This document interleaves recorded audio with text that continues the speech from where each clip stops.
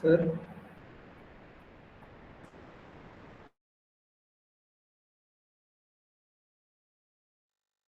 Sir.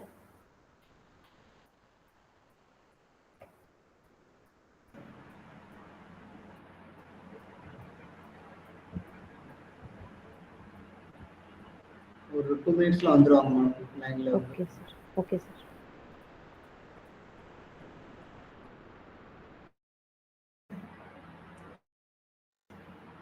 Ma'am ஒரு 2 மினிட்ஸ்ல ma'am வந்துருவாங்க லைன்ல. ஸ்டார்ட் பண்ணலாமா மேம்? ஜாயின் பண்ணோனே ஸ்டார்ட் பண்ணலாம்ல? இல்ல வந்துருவாங்க மேடம். Okay sir. Just a minute wait பண்ணலாம் உங்களுக்கு.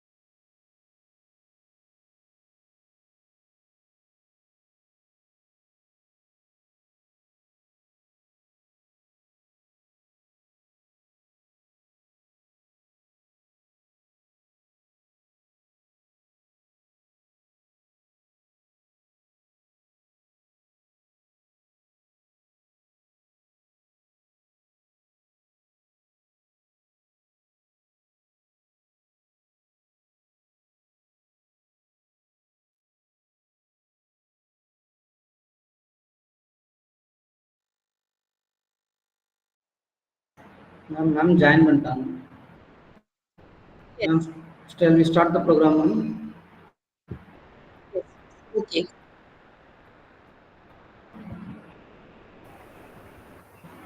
Good afternoon to.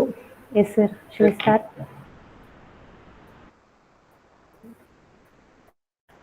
Good afternoon to one and all gathered here. We are here for this Women's Day special lecture on women in science and technology. International Women's Day is celebrated in many countries around the world. It is a day when women are recognized for their achievements without regard to the divisions. It is a day for honoring the women for their achievements and women's rights. Empowered women empower the world.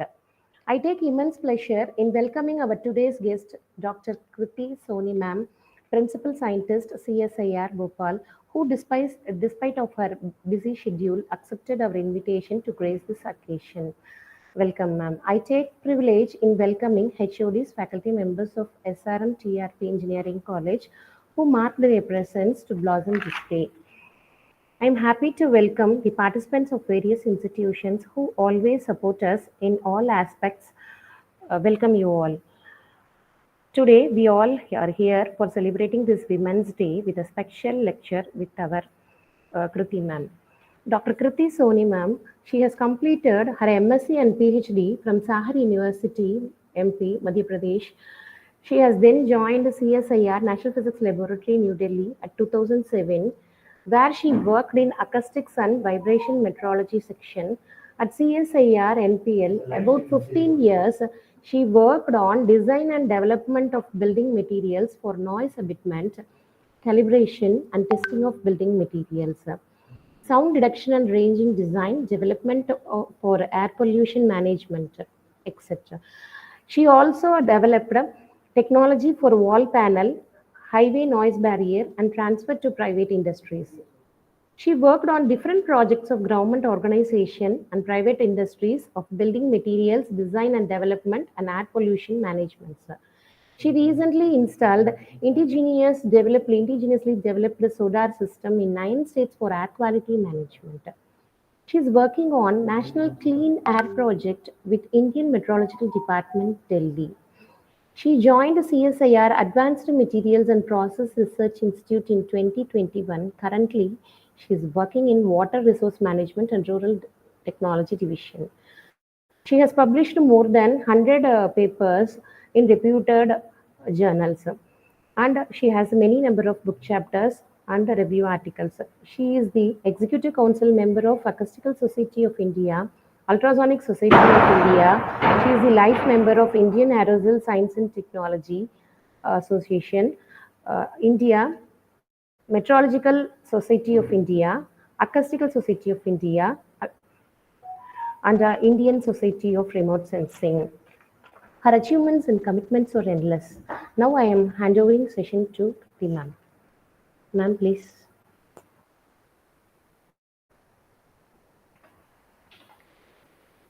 Ma'am?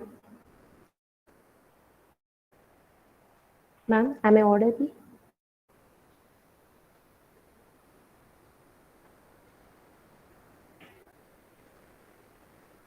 Am I audible? Yes, ma'am.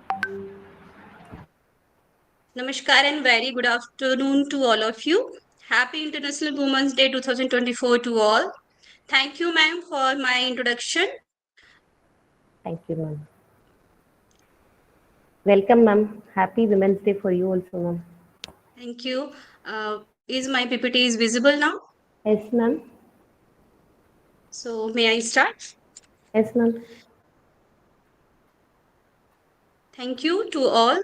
Before my presentation, I would like to thank the organizer of the program, convener of the program from SRM-TRP Engineering College, Professor P. Anita, and Professor A. Joseph S. Kennedy, and co-convener of the program, Dr. B. Sethuraman, Professor G. Prusothaman, and coordinator of the program, Dr. K. Venkateshan, Dr. K. Sakthipandi, and Dr. S. Visweswaran for giving me the opportunity to present my work here.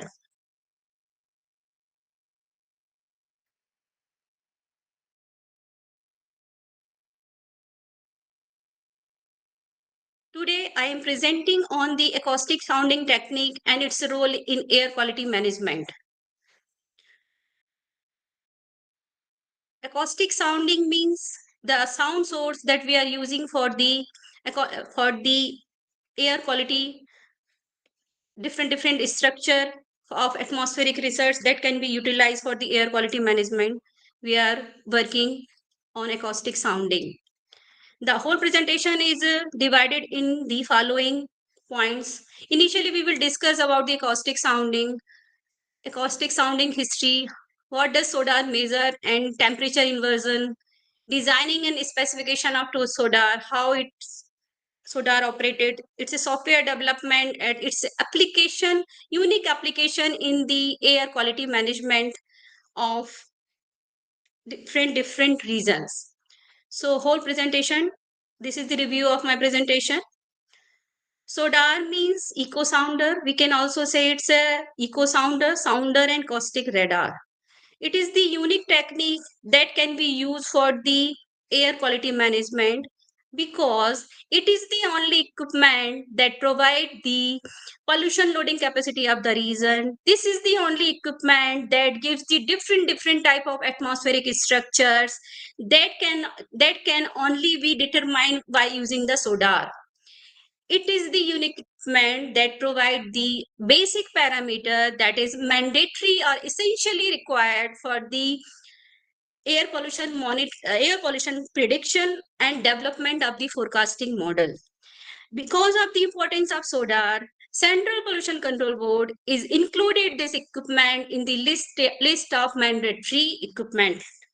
It is internationally recognized technique and recommended by Environmental Protection Agency for air quality dispersion modeling in environmental impact assessment. It is the unique equipment that provides the information about the different type of boundary layer structure, and by using these structure, we can determine the different properties of the atmosphere. The history of SODAR, it is started in the United States during World War II. Acoustic scattering in the atmosphere was used to examine low temperature inversion as they affect the propagation in microwave communication link. And during late 1950, acoustic scattering from atmosphere was investigated both experimentally and theoretically. And in the beginning of 1960s and early 1970s, scientists at US National Acoustic and Atmospheric Administration demonstrated practically feasibility of using the acoustic sounder to measure the wind in the atmosphere by means of Doppler shift.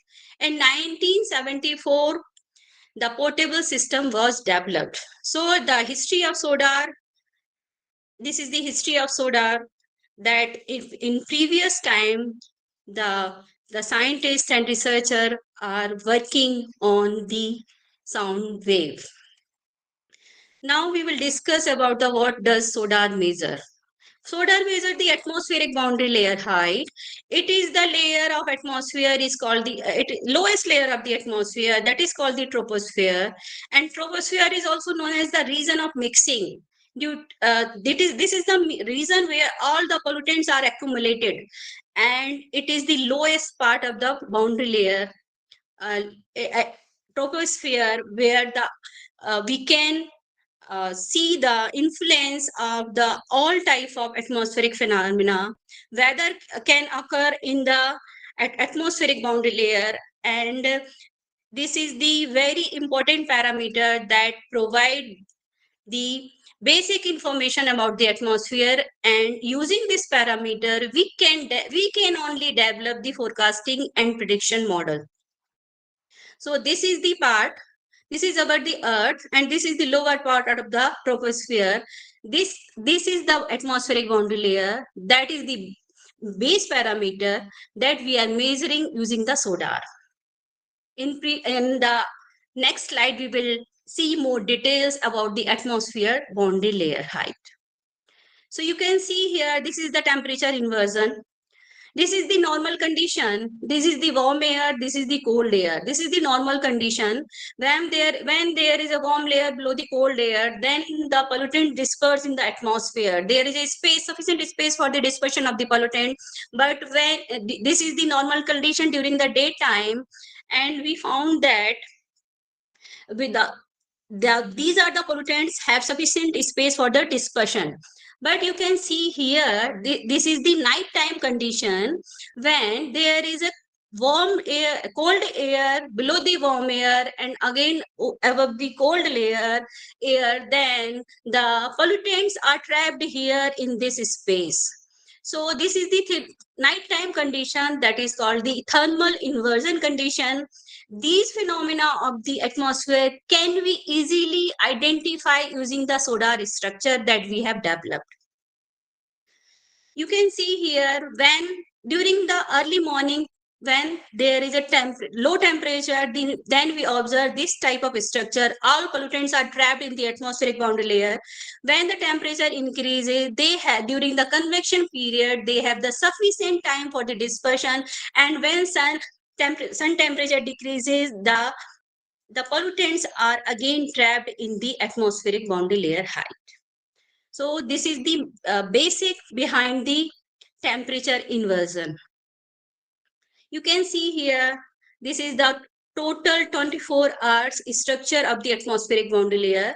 This is the sunrise time, when the ABL height is low, when temperature increases, sun's temperature increases, we observe the convection period, and when sun temperature down, we observe the inversion period. These are the characteristics of our system that we have developed, indigenously developed. So here, these are the specification of our system. Here we are using the around 2.2 kilohertz volt frequency as a source to determine the structure of the atmosphere. So the main component of our system is the SODAR antenna. Antenna consists of sonic transducer. You can see here, this is the transducer is placed inside the antenna. It is an electronic device that converts one form of energy into another form. A sonic transducer is a transducer that converts sound waves into electronic current and electronic current into sound waves.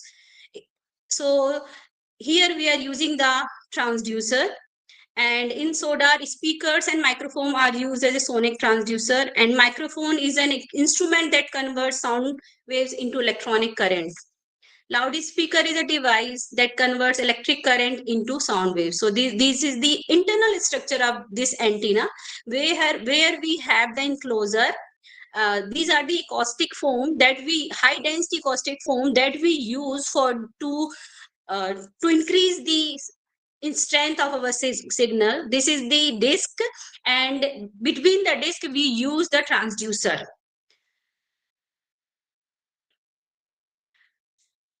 Now we will discuss about how SODAR operated, operation of the SODAR. So this is the our antenna that I have shown in the previous slide. This is our antenna. We place the disk here at the center of the, and we place the transducer at the focal of the antenna disk. And we send the signal from our, we have developed a software. So in every 4 seconds, 100 millisecond pulse, we are sending to the atmosphere. And the same antenna is working as a transmitter and receiver.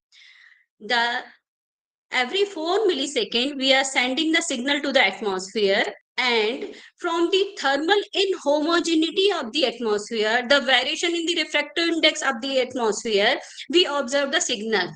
And these signals are collected by the same antenna, and after further amplification, we observe the signal like this. These are the 24 hours structure. This is the software, the online software picture, where we can see that in each and every second, 4 seconds, we are observing the signal. This is the height of the atmosphere boundary layer, and these are the time when where we are observing the ABL height.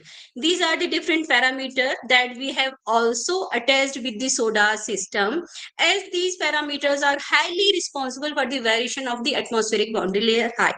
These parameters are the temperature, humidity, wind speed, and solar radiation and wind direction. You can see here the working of SODAR system. We are sending the signal from the antenna, and if the height is 100 meter, then we observe the signal from the 100-meter height. You can also see here, if the height is 200 meter, then we observe the signal from the 200 meter.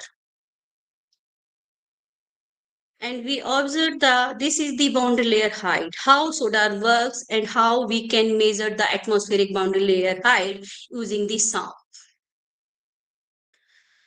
This is the SODAR software that we have developed for the easy data acquisition with minimum hardware system. This is the LabVIEW based software that we have developed. This is the online portal of the SODAR, and this is the offline software. This is our copyright.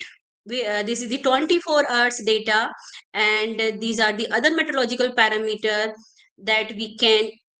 This is the structure of atmosphere that we can easily report. This is the unique software that we have designed. The whole system and the software is designed as per the recommendation of Central Pollution Control Board. Here at the Central Pollution Control Board, and we are upgrading our system as per the development of technology. We have upgraded our system. So our system is working in Central Pollution Control Board, and according to the recommendation of Central Pollution Control Board, we have designed the software, we have upgraded our system, and we have added these meteorological parameter on the recommendation of Central Pollution Control Board, as the system is the essential part of the air quality management.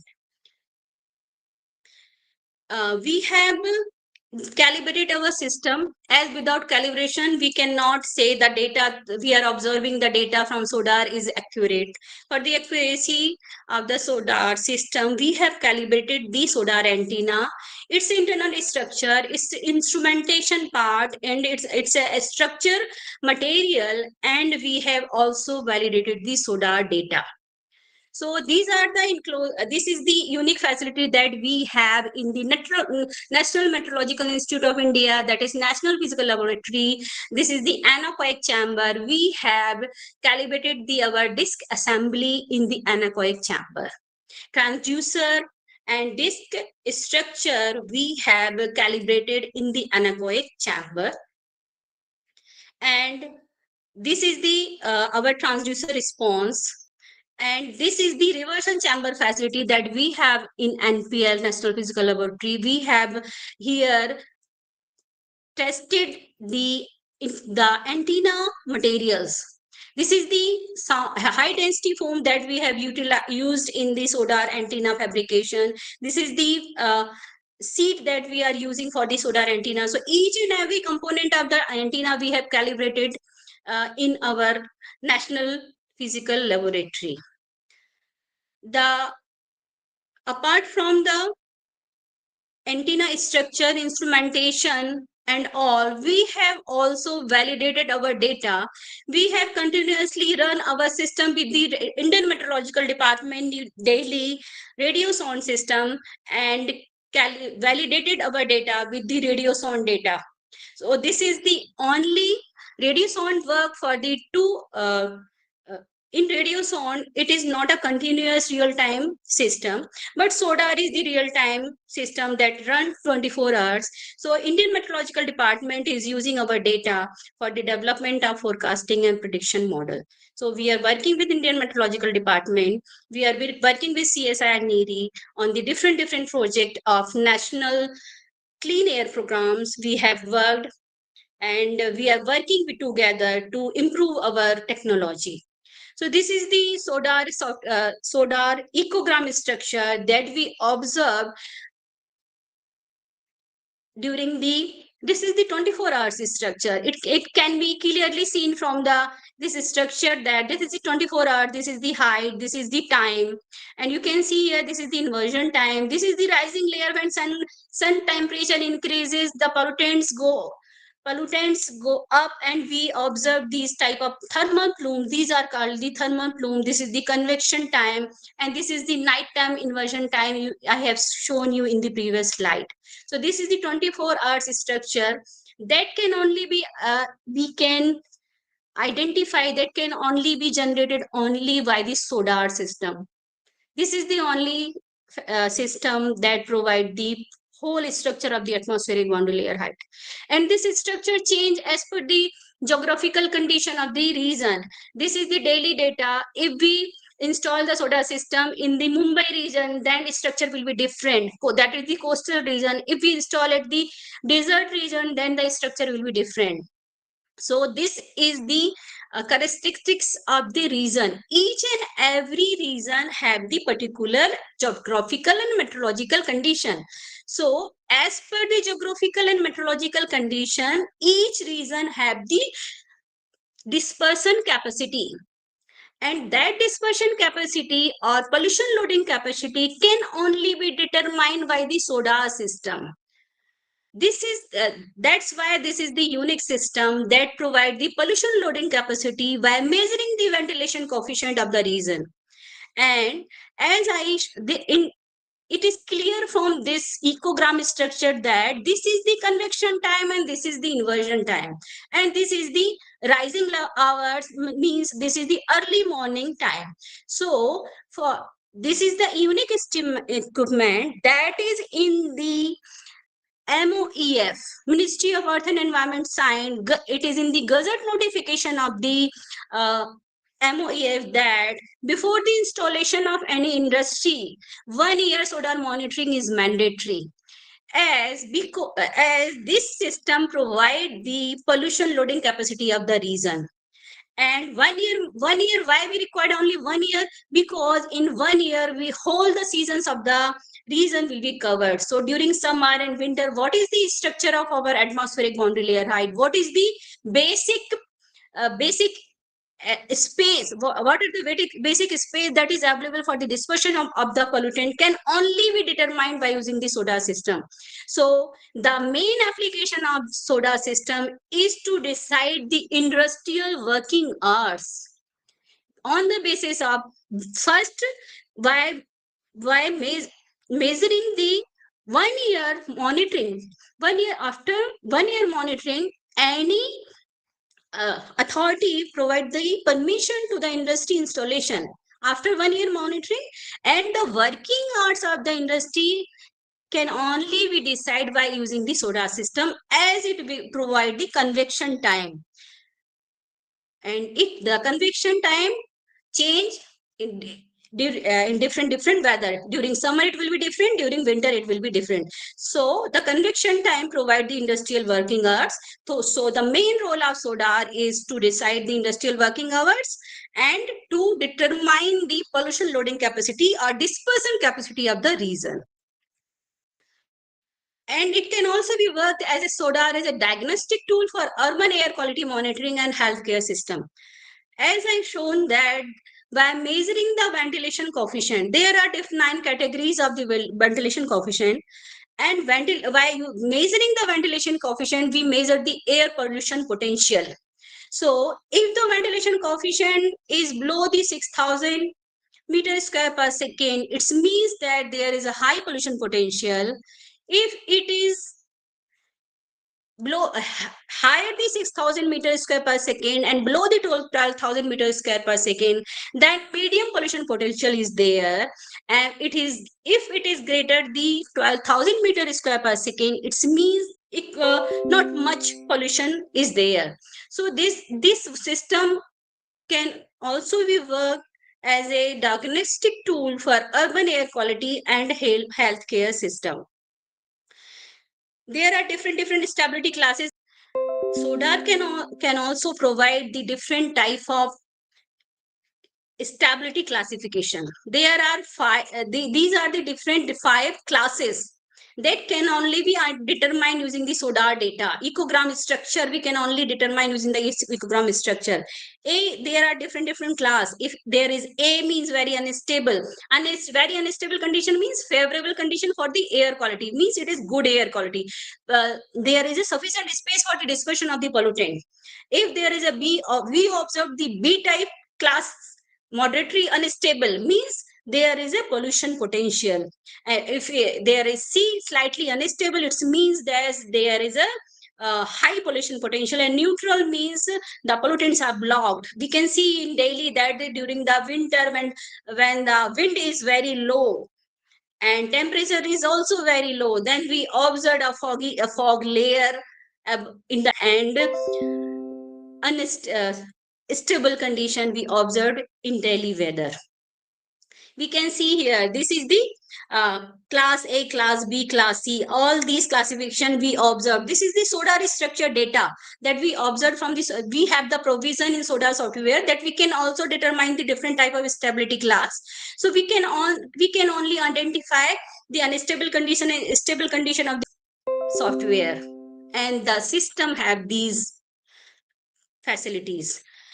This is the unique structure that can only be determined by using the SODAR, that is the fog dissipation forecasting. The main use of the SODAR have application in the aviation.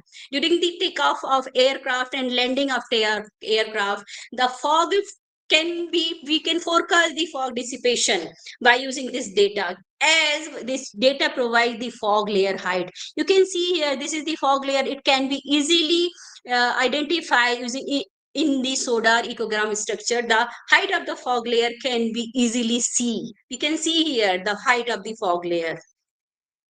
These are the different type of structure that can only be determined using the SODAR system. These are the different fog layers that we can determine using this system. Assessment of rising layer. Rising layer means during the early morning and when sun temperature rises, we observe the rising layer. The pollutants, there is a spread of pollutants started during as the temperature increases. So this layer is called the rising layer, and this layer can only be seen by using the SODAR ecogram structure. So detection of rising layer is possible using this system. These are the different multi-layer structure that can be used for the utilized by the different atmospheric researcher for the study of different phenomena of the atmosphere. So multi-layer structure that we observe during the wind shear condition, and this thermal inhomogeneity that we observe during the disturbances, and these eco structure can only be seen, and we can use this structures for the further research and application. So these are the major application of our system, is that these type of structure we can see using this system. So we can see here, this is the another application of our system is that stack plume monitoring.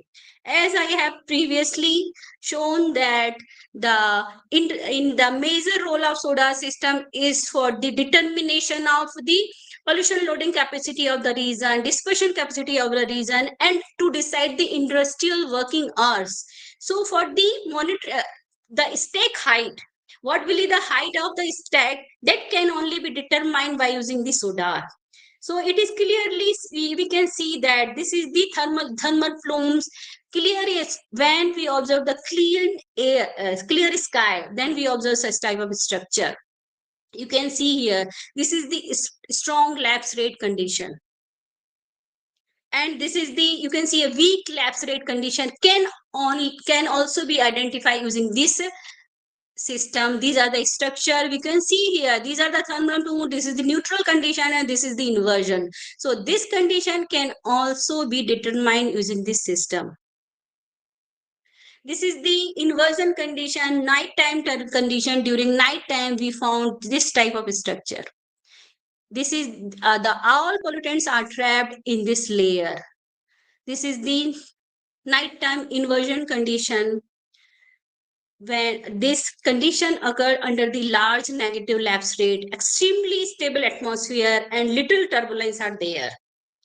If plume density is similar to air travel downwind at approximately same elevation. So this structure we can only be determined using this system. Another is the inversion blow. This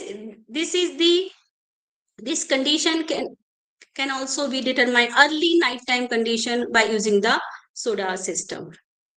Pollutants go up into the environment, favorable in the sense that fewer impact at the ground level. You can see here all the pollutants are going up, not affecting the settlement. They are not going down. So this condition is the favorable condition. They are created when atmospheric conditions are unstable above the plume. So above the plume, the condition is unstable. Atmosphere unstable above the plume and stable below. So the unstable above the plume and stable below. So the emissions will disperse in the atmosphere, will not affect the settlement. So this height can only be determined by using the SODAR. Another condition, that is the weak lapse rate condition. You can see here the pollutants are goes up, but in this condition you can see there this is affecting the emission are going down. So this is the very unfavorable condition. Ground level concentration of the pollutants increase. Trapping occurs when stable layers remain above the near neutral condition below, and this is the very harmful condition, and this increase the ground level pollutant concentration. So this is the major role of SODAR that describe the each phenomena of the atmosphere. This is the trapping condition when all pollutants are trapped. You can see here all pollutants are trapped below. The pollutants are not dispersing up, they are going down. So this is the very harmful condition that can only be determined, we can see using the SODAR system. So these are the different applications and users of the SODAR. There are different, I have shown few of application, major application of SODAR, and other applications are given here. And these are the users of SODAR that can use the SODAR for the different type of research and monitoring and measurement. Different air pollution scientists, research meteorologists, atmospheric physicists, and modeler can use the SODAR data. We are working on the SODAR system, and we have installed this system in the around 9 states of the India, and in future we are going to install in the all other state of our country. And all the installation and monitoring work is funded by the Central Pollution Control Board, Indian State Pollution Control Board and private industries are giving funding for the installation of solar system. So right now we have installed in the 9 state and 10 at 10 sites. So in this we have worked on we have also installed the solar system around the Delhi NCR in 5 states, that is the Aligarh, Alwar, Sangrur, Roorkee and Hisar. We are working on the national clean air project with Indian Meteorological Department and CSIR-AMPRI. There we are working for the airshed define. We are working on the airshed, and here we have for that purpose we have installed 5 solar in Delhi and around the Delhi NCR. And recently we have installed solar system at CSIR-AMPRI, Bhopal, Tata Steel Jamshedpur, and our system is also working in Maharashtra. In future we are going to install in Patna, Bihar, and Gujarat, Ahmedabad. So if we know the pollution space, if we know the space, as I told that there is a different phenomena of the region. Each and every region have the different geographical and meteorological condition. On the basis of that condition, the dispersion space change. So while knowing the space available for the dispersion, we can work for the air quality management. This is the base parameter. When we know the space available for the emission, then can only we work for the air quality management. So slowly we are working for the installation of solar. Right now we have installed at 9 states, but in future we are going to install at each state, and especially on the highly polluted city of the country. So this is the main system that we have indigenously developed system, calibrated and validated system, essentially required for the air quality management and for the environmental impact assessment studies. So this is all from my side. Thank you all for your attention and giving me this opportunity to present my work here. Thank you all. And again, happy International Women's Day to all 2024. Thank you. Thank you, ma'am. Any questions? Oh, audience, they will be joining in the live.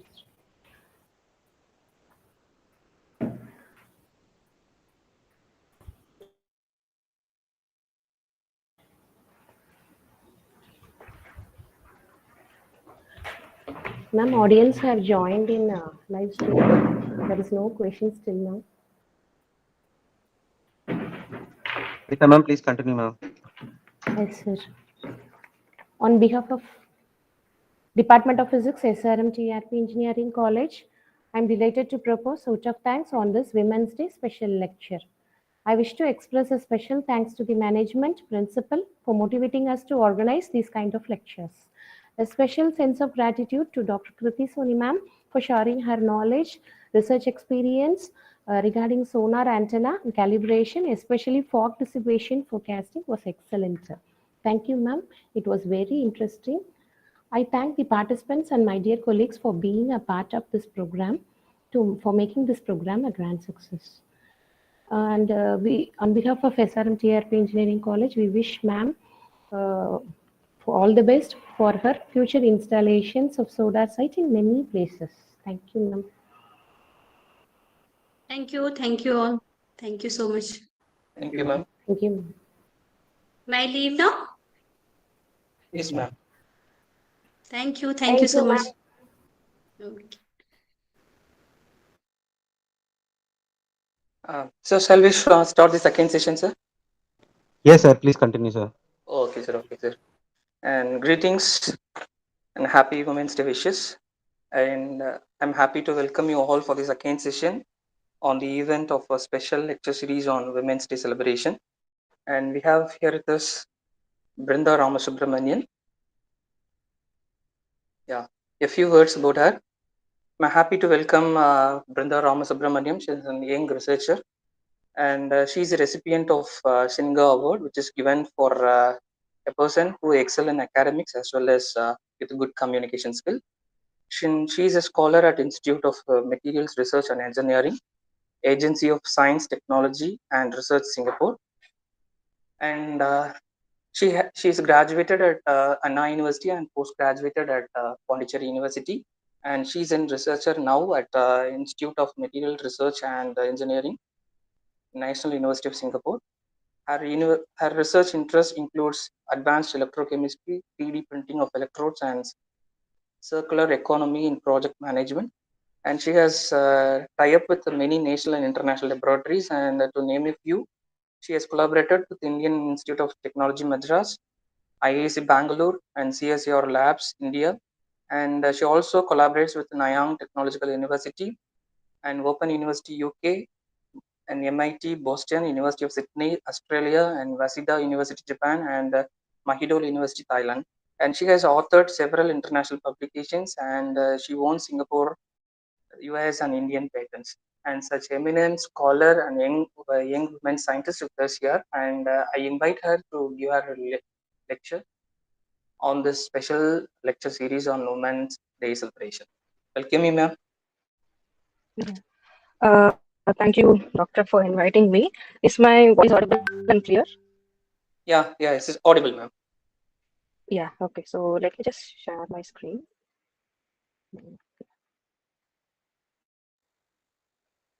Okay, my screen is visible, right? Yes, ma'am. Yes, ma'am. Okay, thank you. So, okay, first of all, happy International Women's Day to all women and the women scientists in SE, Science, Technology, and Research. And I thank Dr. Shakti Pandey and also the organizing committee of this webinar series for inviting me to be a part of this series. And okay, before starting into the topic today, I just wanted to little bit brief about Singapore and how we are transforming Singapore into a sustainable country. Singapore is one of the green city, and it's one of the city which has been like technologically in a forefront. And some of the initiatives of Singapore is that we're aiming the households to energy and water efficient appliances. So when we say energy and water efficient appliances, it also includes solar, wind, and then other energy conversion and storage technologies. Particularly, we also work on piezoelectric and triboelectric energy harvesters. And Singapore is also investing in desalination plants, mostly solar power desalination plants to support Singapore needs.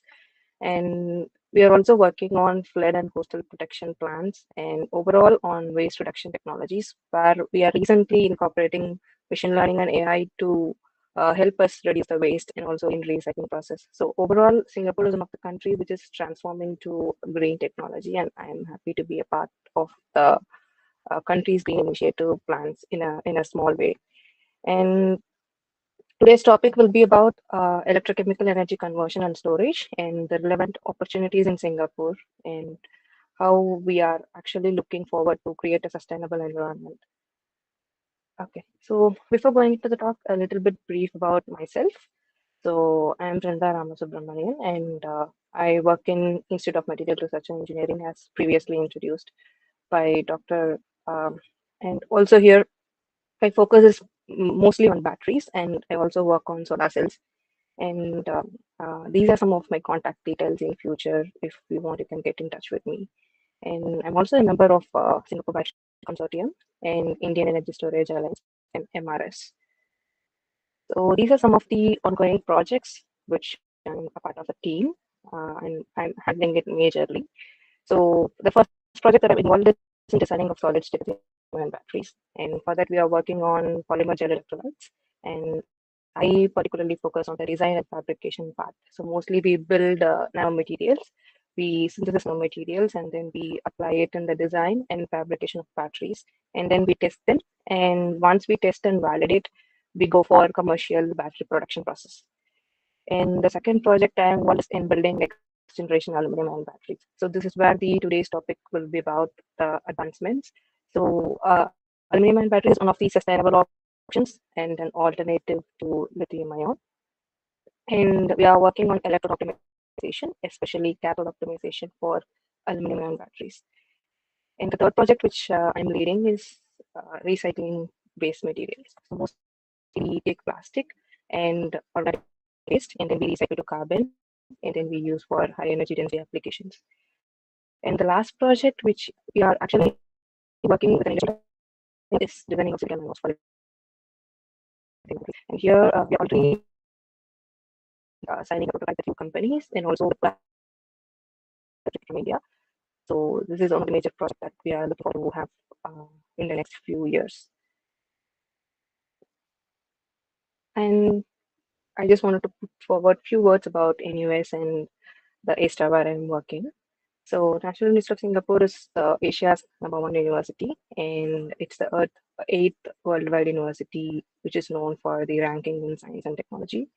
And we have totally 21 university level research centers and research institutes. So with multiple interdisciplinary features, we have 21 institutes, and we are mostly like marching towards sustainability. So we know that United Nations Sustainable Developmental Goals has to be fulfilled, and NUS is one of the institute which is actually giving more importance to sustainability and building materials which are sustainable, which generates less waste. So the entire campus has been making more than a lot of sustainable efforts, and we are the world's first tropical data center, which is almost very big, equal to Apple's data center in US, and we are actually testing a lot of materials for the sustainable data center temperature control systems. And one of the recent thing that anyways has been spoken about worldwide is about the reduction of electricity consumption. So we have reduced about 3.8 million kilowatt of electricity, or about $1 million of electricity cost from 2022 to 2023. So this is all because of the solar plants that we built, and also the efficiency of the energy harvesting and storage system that we have improved through the research and development. And similarly about A-star, so I'm also a part of my work is in A-star. So especially I'm focusing only on batteries here, but A-star does a whole lot of research, and it's a multidisciplinary institute as well. But here I'm just speaking about batteries, and we recently built a waste upcycling methodology where we took plastic bottles and converted it to polymer electrolyte for lithium-ion batteries. And also we have all the capabilities from coin cell fabrication to testing, and also we build a lot of research on batteries. We have in-situ acquisitions as well, and most of the advanced and sophisticated equipment for battery research is available in A-star.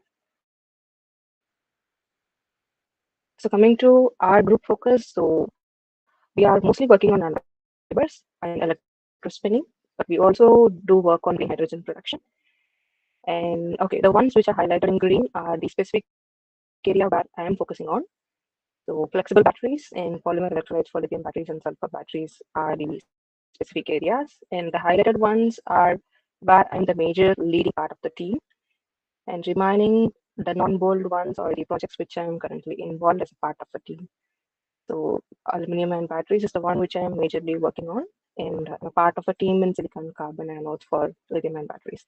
We also work on tissue regeneration, and then we work on photocatalysis, electrocatalysis, heat exchangers, and self-powered MEMS, especially self-powered piezoelectric and triboelectric nanogenerators, and also on wearables and flexible sensors. So one of the interesting and recent project which I took and I'm playing lead role is about the machine learning and accelerated materials development program for energy storage. So here we do work on a robotic materials development system where we use robots to automatically synthesize the materials after feeding in the data using machine learning. So it's like improving the human, normal way of synthesizing. Instead of that, we are using machine learning and also the synthetic platform, so which will help to be like 10x% efficient than normal human way of synthesizing materials. And the high throughput automated synthesis platform is the one which is used for material design and discovery. And I'm also a part of the team, but I majorly work on energy storage and machine learning for accelerated materials development. So this is one of the recent Nature article which we published on electrospinning of nanofibers, where we covered the recent advancements in nanofibers as well as its applications in advanced electrochemical systems. So this is about our groups and ongoing research projects. And I would be happy if anyone is interested in future collaborations, etc. So coming to today's topic of the talk, it's about the electrochemical energy storage. But before that, I just wanted to convey what is happening in the energy market. So we see that from 2022 to 2023, we can see even though there are more advanced technology, advanced discovery, still the primary energy usage has been increasing. And even though we say after COVID, there are so many developments in energy market, but still the economic development is the major reason for the increase in energy usage. So that means even if we have more source of alternative renewable technologies, still the requirement of energy is increasing day by day because our people, we are used to have the comfort environment and we need, for example, now even a school kid has a mobile phone, right? So we are more prone to the comfort technology. So the primary energy usage has been increased. And so there is a demand for finding out sustainable and renewable energy technology, which is more efficient, less cost, and also is a suitable alternative for the current whatever petrol or gasoline that we are using. So uh, that is like the natural gas price has also been increased, oil price has also been increased, and also the battery minerals like cobalt and lithium carbonate, which are the major battery materials, cost has also been increased. So the world itself has been like facing these problems. So now there is a need for the alternative energy usage and efficient energy harvesting findings. And number two is increased carbon dioxide emission level. So this all data is from World Economic Forum. So one of the trustworthy data. So the carbon dioxide emission, though during COVID it went down, but after COVID it was again high compared to the previous years. So that means even though we say that the technology that we are building, even the renewable solar is sustainable, but actually it is not sustainable because it is again resulting in more carbon dioxide emission. So this questions arises whether renewables are actually sustainable in the initial case of development and production. So this is one of the recent article which we published, and we found some of the trade-offs in the energy market. So now the first challenge is that even though we are transforming to renewable energy, whether this renewable energy is truly sustainable. That means even though the technology might be sustainable, the cost of setting up the infrastructure and also the transportation and the equipment that is involved and eventually end of life management of the waste generated is all again resulting in carbon dioxide emission. Even though the technology doesn't have carbon dioxide emission, but the base for building up the technology has a lot of carbon dioxide emissions involved in that. So it balances the current usage of gasoline or petrol, whatever we do in market. And there is a gap that exists between the employment opportunities. So people who are working currently in the oil and gas industry, changing them to renewable energy actually makes it difficult for them to understand the things, and there is a low salary pay scale for them. That is one of the social challenges. So first one is related to the environment challenge. Second one is related to the social challenge. And the one is the government challenge. That means that even those renewable energies are good to implement, worldwide there are many countries which are low income countries. So they have the problem in investing in renewables. So there is a trade-off always existing between the high income countries and low income countries. So these are the three challenges, and how to address these three challenges we have elaborately discussed in the article. So I'm not going much deeper into it, but just for a preface, I just wanted to mention how important the energy is and how important the shift to renewables has to be more sustainable and with less carbon dioxide emission. But one of the advantages is that demand for renewables is increasing day by day. So we can also see that there is a lot of demand for renewables and people are inclined towards more building renewable technology. So this is one of the positive things that is happening in the energy market, but it also comes with a trade-off of increasing carbon dioxide emissions, which we need to address. So this is one of the articles which we elaborately discussed about the opportunities of solar in Asian regions and what are all the trade-offs involved. So coming to the state of art in the battery, especially now, I'm just entering into the battery part. So we have three different type of battery systems in the market. So one is coin cells, which we normally use in our watches, and the second one is the AA or AAA batteries, which we use for the remote and other stuff. And third one is the inverter battery or the battery pack, which we use for EVs. So compared to all this, the coin cells are the batteries which are having a higher waste generation because the lifetime is less. So, and also the number of cells that is needed to run run a watch, even though we say smart watches, even though we say chargeable watches and stuff, but still coin cells are there in use and the waste generation is high. And AA and AAA batteries are also, if they are not rechargeable, then their waste generation is moderate to high. Inverter batteries and EV battery have a longer life, but in future, maybe after 10, 15 years, if they are going to be wasted, then how to overcome their recycling process, how to use them again, that is another concern. So the problem statement right now is that there is limited resource availability of lithium, and current technology which is in the market is lithium ion. So the compounded annual growth rate of lithium is going to increase from 6% to 18% in 2050 as predicted. This is also again from World Economic Forum. So the lithium reserves are very less, around 0.02% in the Earth's crust. So that means it's very less, and mostly it is in countries like US, China, and some in India, and so it's very hard to get the lithium reserves worldwide. And second issue is safety and thermal stability. Lithium is a material which is very hygroscopic in nature, which means it can develop a oxide layer when exposed to the normal oxygen atmosphere easily, and it can become a moisture absorbing material as well. So if that happens, then it will lead to explosion. If the separator is not stable, it will lead to explosion. So that is one of the safety and thermal stability challenges. And most of the EV getting fired is because of the safety and thermal stability issues that is associated with lithium metal. And third thing is lithium is not 100% recyclable like other materials, metals like aluminum. It cannot be 100% recycled. So it will eventually end up as a waste, and we can't 100% recycle lithium. And that lithium is again hazardous to the environment. So now the problem statements are clear. So we are trying to find a low cost, sustainable, safe, and recyclable material which can be used in a battery instead of lithium. So instead of lithium, we need a material which is safe and sustainable and should be less cost. Now coming to the state of art in R&D, if we see, and that too in which we are working in our lab is lithium ion, lithium sulfur, and aluminum batteries. So these are some of the performance that we have reached so far in all the three batteries. So in that, we can see the cycle life of lithium sulfur is quite low in whatever we are working. And in aluminum ion, the cycle life is high. That means the battery can be used for a longer time, but the performance is low. Performance is 150.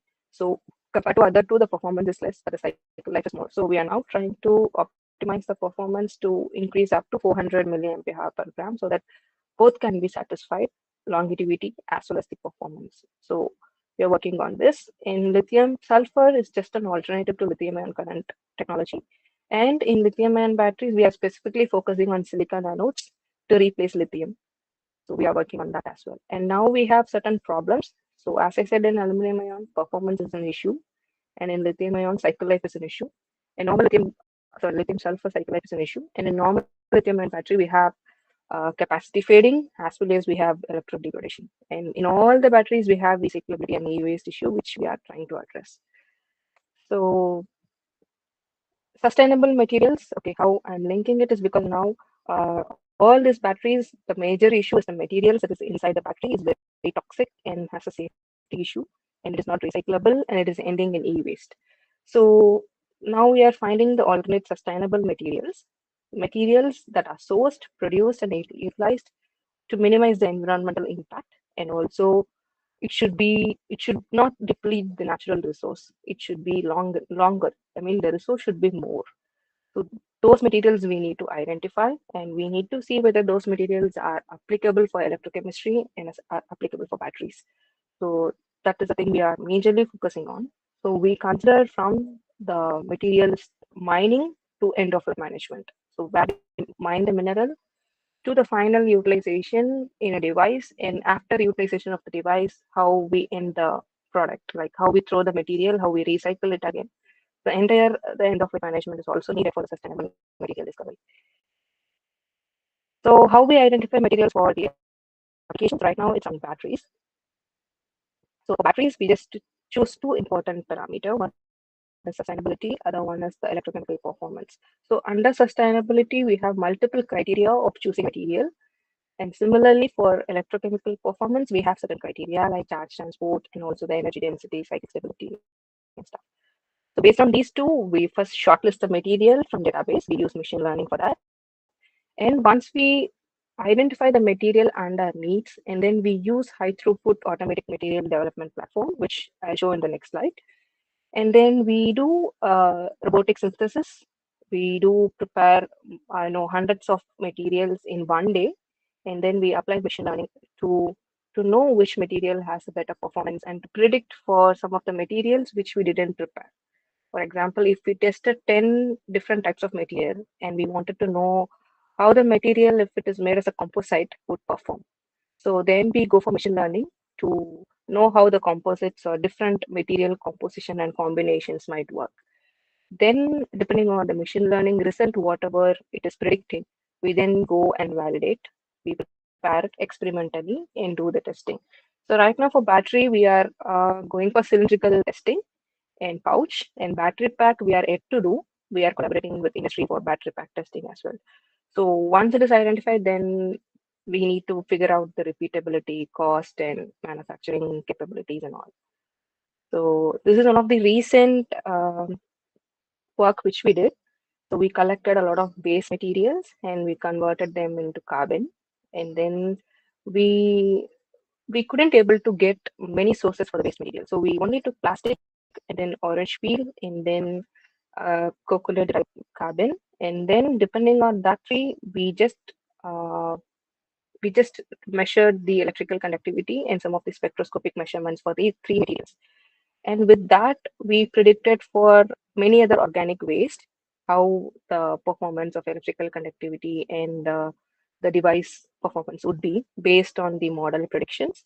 And then we got some output results from the ML predictions. So with that, we developed the device and we tested it. So this is the methodology of preparation, how we do. We take plastics and then we do reflexing method. For reflexing, we use the organic bed reactor. So where we place the waste material and then we do supply nitrogen gas for cooling, and then we heat it at high temperature and try to convert it into carbon. And once we produce carbon, we'll not take it in a solid form, because whenever we heat any waste material at higher temperature, it will release carbon dioxide to the environment. So we don't want to have carbon dioxide release again to the environment. So we try to cool it using nitrogen supply. So we'll get as a liquid form. So from the liquid, then we do multiple drying process, freeze drying process, then we take the carbon material out of it. So in this way, during the thermal treatment of any waste material, the carbon dioxide emission can be prevented. And this is one of the project, which is like we are converging machine learning, high performance computing, and automation to develop materials of choice for batteries. And in this video, I'll show how we actually do the, okay. So this is one of the setup. So here we have a automated platform. We just feed in the input data. And once we feed in the input data, and if we just program it, it will automatically dropcast the samples. So each one is a different sample, so with different combinations. So once the sample is ready, we just go for testing. And once we feed in the algorithm and we just turn it on and we leave, so it itself will automatically test all the electrical conductivity of the samples. So we don't have to be there manually. And this is how we do for multi-material testing in a single day, and everything is highly automated, so there is no human control involved. So for per day we can analyze more than 150 samples, and based on the sample data that we collect, we apply machine learning, and then we predict some of the other combinations which we have not tried, how it might work. So this will simplify the work, and it is easier for us to experimentally validate as well. So this is one of the concept which we are now working on to develop electrolytes and electrodes for next generation batteries. So initially from the literature, we first try to take the data related to batteries, and then we apply machine learning, and then they will predict some of the materials which we have not used in the battery. And then with that, we will validate it again by synthesizing the new materials. So it's like new material discovery from the existing material database. And also, one more thing is we develop a lot of input variables, but experimentally we synthesize. And then, for example, if I synthesize 10 metal oxide or 10 different combination, and then with that 10, we try to make it, the combinations to 100. Like we try to use the machine learning to predict it. And then with that 100 combination, the machine learning might suggest some of them which might be like suitable with these parameters value. Then that specific suggestions alone we take, and then we synthesize and we fabricate the device. So this is one of the methodology that we are currently working on. And another one is in electrolytes for batteries. So this is one of the advanced concepts that we are working on. So we are building solid electrolytes and gel polymer electrolytes, and there are plenty of solid electrolyte options already available in the literature. We just take the literature data, and for confirmation, sometimes we go for experimental data as well, and then we predict based on machine learnings and we validate it.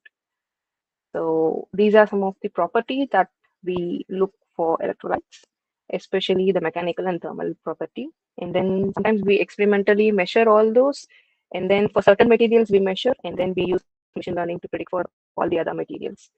Sometimes we take from the literature and then we predict. So it depends on the project outcome and the project requirement. And one of the major concepts that we are working is on band gap alignment between the anode and cathodes. And we have identified 4 major things that is going to influence it. So one is the electrolyte material, other one is electrode, and then Fermi gap alignment and the doping and interfacial effects.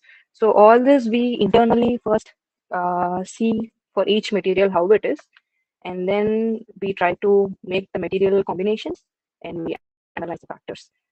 And the second one is a work function. So mostly for any battery, the electrodes must have a difference in work function, and mostly as far the difference of work function is higher, the performance is going to be more good. That means both of them, the electronegativity of the anode and cathode should be far apart for having a better performance battery. So we do test that, and for that we do surface modification, we do doping, and we do gas, thermal process using argon or fluorine, even fluorine and nitrogen gas combinations we use. And then we functionalize the surface of a material, and then we study how the band gap or the work function changes.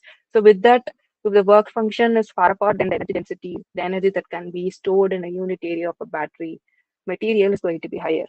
So we do test that, and then we go for the experimental analysis. So this is one of the work which I'm a part of. So building aluminum ion battery. So here we built a flexible battery. So generally aluminum is one of the material which is 100% recyclable, and then it is a safer material, and it is abundant. It is like 8.023% in the earth crust, and it's quite easier, low cost, easier to obtain, and it is low cost. So that's why we go for aluminum, and it doesn't require much sophisticated mining as well. And for the cathode, we go for carbon, and the electrolyte is mostly we prefer ionic electrolyte right now, because aqueous we tried, but the capacity was low due to the lesser availability of ions in the electrolyte. So we prefer solid state or ionic gel electrolyte. So that's how we built the flexible battery, and we tested, and we were able to reach around 140, but still we are trying to go beyond that. So the current state of art is around 280, as I know. So we are trying to improve beyond that. And in 2024 January, recently it was again 280 to 300, which was again published from Stanford University in a research group. That is the state of art for these batteries. And we are trying to change the cathode layer alone, and we are trying to do that by using machine learning, and we are discovering new materials for the cathodes, and we are trying to build a better performance battery. And the cycle life is actually really good. It can go up to 8,000 cycles, but it's just the performance is still an issue. And the major reason for the performance instability is because of the buildup of internal resistance in the cells, and we are trying to work on that. And we are also building organic solar cells. And here we can see mostly the homogeneous levels has to be closer for the efficient electron and hole recombination. And here, generally, we need an aluminum metal for the base anode layer to extract the electrons and holes. But we are completely trying to replace this aluminum with carbon. Carbon is a mixed material. It lies in between the metal and semiconductor. It's not a complete metal nor a complete semiconductor. So we're trying to build carbon-based replacement for the metal in organic solar cell. So thus we completely remove the top layer metal. So most of the top layer metal will be silver, aluminum, or gold. So instead of that, we are replacing with carbon, and we are preparing flexible solar cells.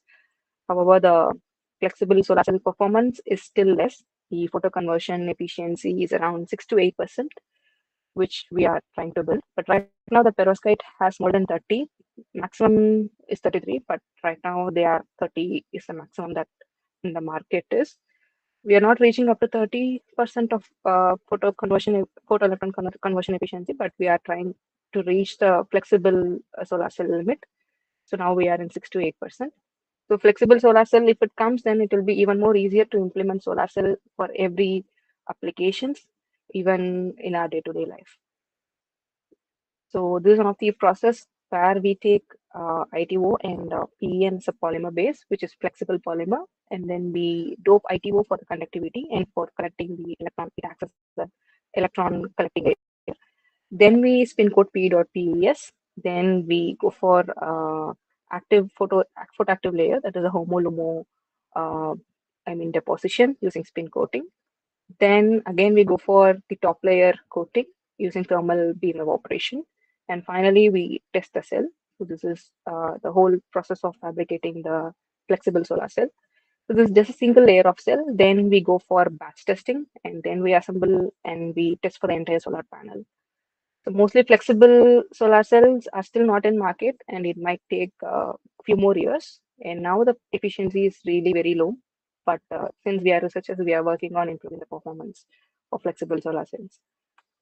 So some of the advanced battery which we are trying to work in future is sodium sulfur, because sodium has the similar properties of lithium, and it is also abundant. But the major issue is with sulfur, because sulfur has a shuttle effect in the volume expansion, and there is some of the formation of interfacial instabilities and dendrites are also there. So these are some of the materials that we are trying to work on using sodium sulfur battery. And again, magnesium antimony is a new new kind of a battery, which has been very less explored, but we are trying to figure out first of all, the electrochemical mechanism behind the battery working in operation. Then probably we will work on it in the future. And we are also exploring salt batteries and lithium oxide batteries. So there are many issues to be addressed, but we are still trying to figure out, and we are trying to work on this. So when coming up to the opportunities in Singapore in energy storage, there are several companies. These are some of the companies in Singapore.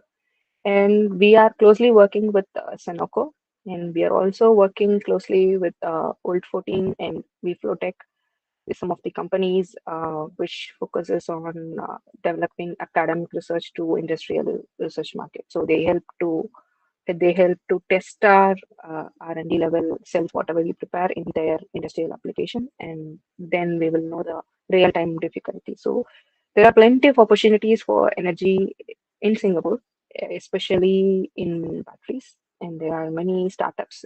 In recent days, even in India, there are so many startups in batteries and energy. So we are also having collaboration with Ola Electric. So there are plenty of opportunities in Singapore. And also in academic, there are plenty of opportunities. In US, we have many graduate programs and many attachment programs, PhD and postdocs.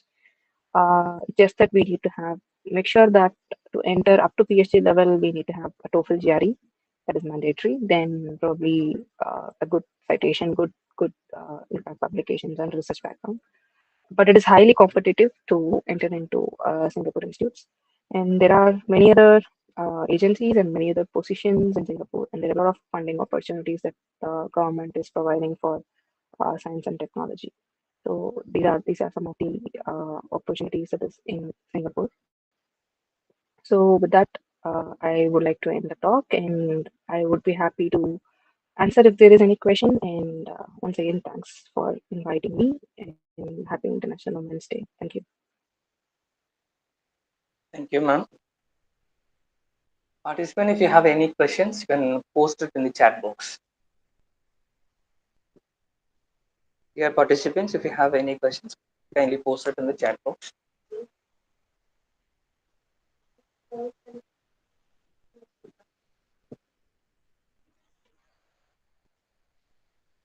Okay, if there are no questions, I'll thank.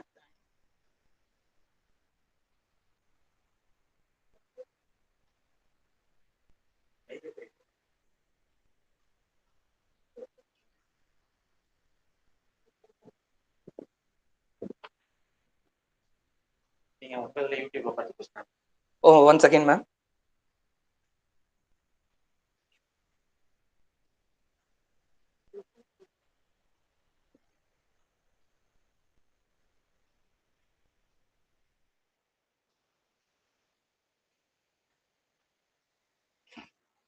Okay, ma'am, there is no question from the participants.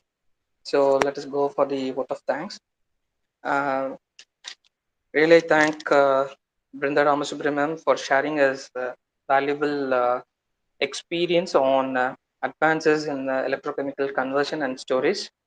Really, it is quite impressive that she has many projects, and she's working on the battery technologies as well as with machine learning.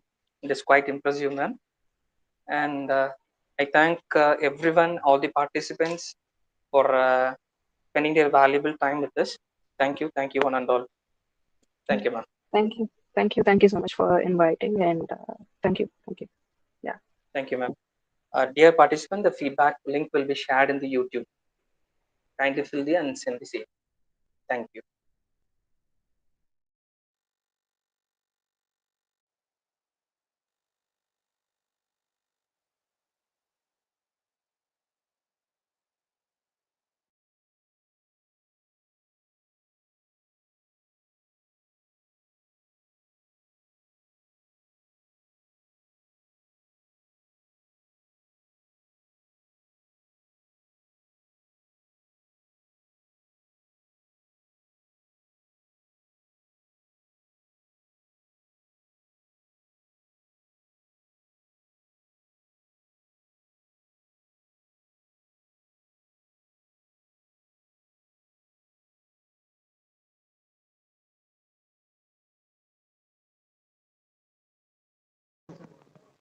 ஆன்லைன்ல இருக்காப்லையா போயிட்டாப்லையா?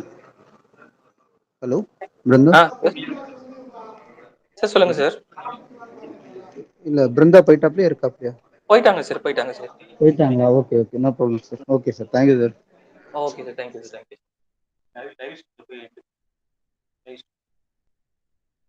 எங்க